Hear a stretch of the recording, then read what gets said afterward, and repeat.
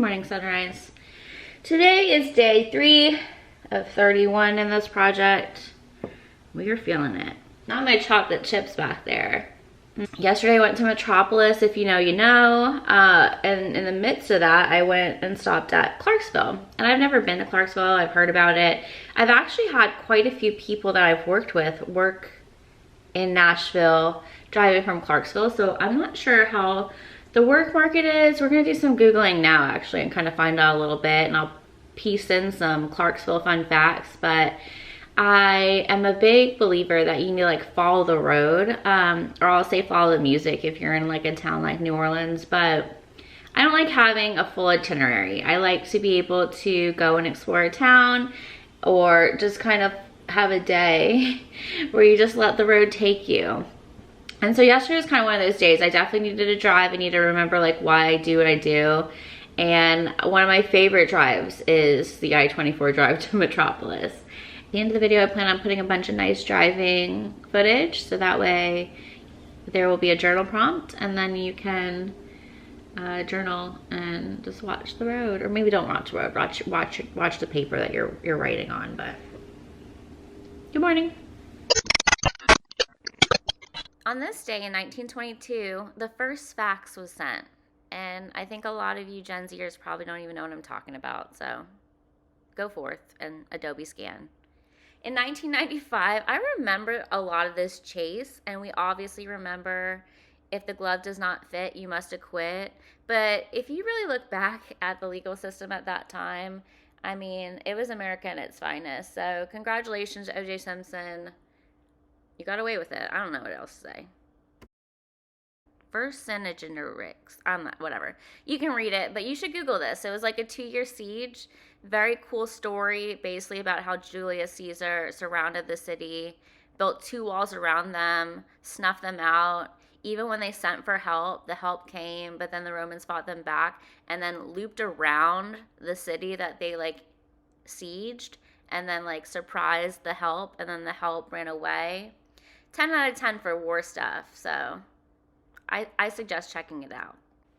I love obscure things, and the thing I found out about Clarksville that I found the most interesting was that at one point it was on the Soviet Union's like top 10 list of places to destroy in the event of war because it housed so much nuclear weaponry. So they closed it down, allegedly, and I just thought that was pretty freaking cool. So there's your Clarksville moment. And for today's creator spotlight, I wanted to shout out Kaylin Nicholson. She's the whole inspiration behind me doing YouTuber, and it's exciting to see that she's doing one and doing Talktober, which is like her coffee talk version. So please go check out her YouTube and her Instagram. Welcome back, and let's go to Clarksville. So Clarksville's about 55 minutes out, so it's a good little day trip, and yeah, I suggest checking it out. They're opening an outlet mall east of us, but if you need good shopping west of us, this was like a good, I think there's some good shopping to be had in Clarksville. So I took exit 11 on I-24 into Clarksville. I think it's Martin Luther King Parkway. I had made the right into Freddy's, where there was also a Publix. And, you know, sometimes when I'm driving, I do the healthy route. And I'll go into like a Publix and a Walmart, and I'll get some like baby carrots or like a Pub Sub, or I'll eat something kind of like a little bit more traditional rather than just like road food. But as I was driving to figure out if I really wanted to commit to that, across the road, I saw a place, and it was called Chicken Cone. And the logo was like a little chicken in a cone. And you know, I had to cross the street. So why did the chicken cross the street? It probably shouldn't have, because it got put in a cone. But I crossed the street and I ate him. Is this a mukbang? I don't think it is, right? No. I think I'm gonna head back out there at some point in the next couple weeks and hit that Target up, because I'm very interested now. But I always watch like home goods hauls or shopping trips on YouTube. And I'm just like, am I in the wrong home goods? Because like, I don't have the same fun. And the one in Mount Juliet was pretty good. I got a couple things, but it was always packed.